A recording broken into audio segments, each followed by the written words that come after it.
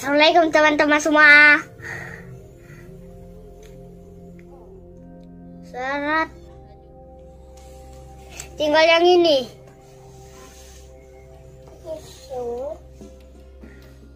Mengagungkan Allah dan mengagungkan sebagai korek upil dulu ya, Bah. Ngorek dulu. HP harus bisa. Pada ayat keempat hingga terakhir memberi pelajaran.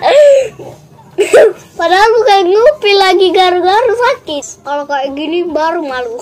Ayo 1, 2, 3 ulang. Lihat deh.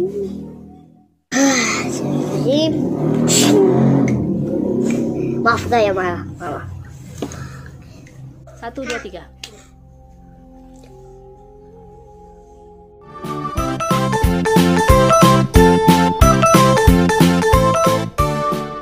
Assalamualaikum teman-teman semua.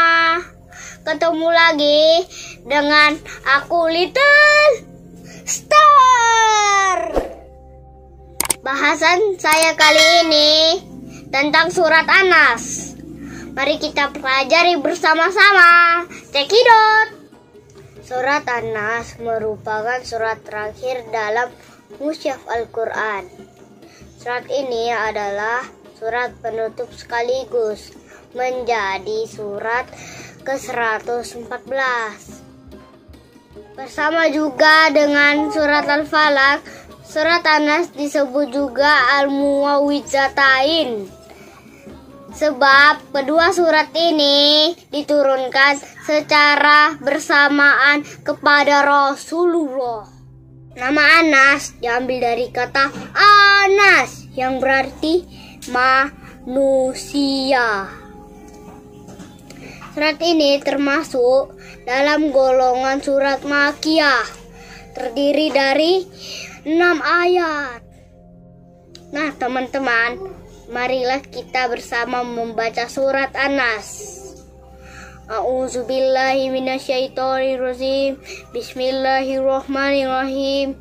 Qul a'udzu birabbin nas, malikin nas, ilahin nas, min syarril waswasil khannas, allazi yuwaswisu fi sudurin nas, minal jinnati wan nas. Amin. Arti dari surat ini adalah 1.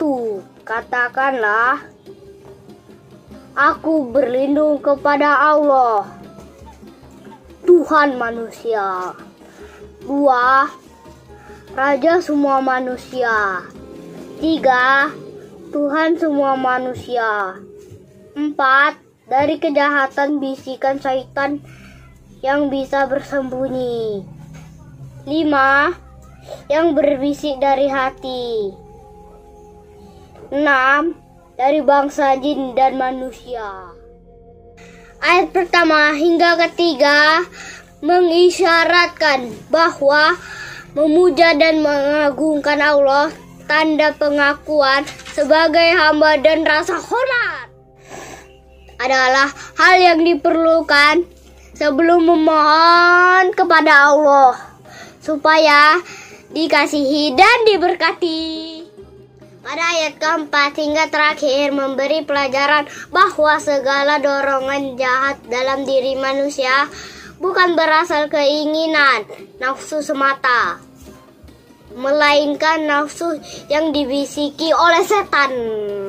Karena pada dasarnya nafsu diciptakan bukan untuk melawan kehendak Tuhan. Pemilik asli kejahatan dan perlawanan terhadap Allah, iblis yang diwariskan kepada jin dan setan yang merasuki manusia.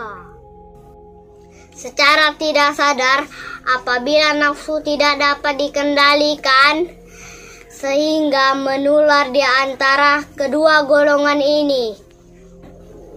Hasutan setan merupakan penyebab utama manusia berpikir jahat, memiliki dendam, benci, dan berlaku kejam kepada manusia lain apabila telah terbujuk dan tergoda.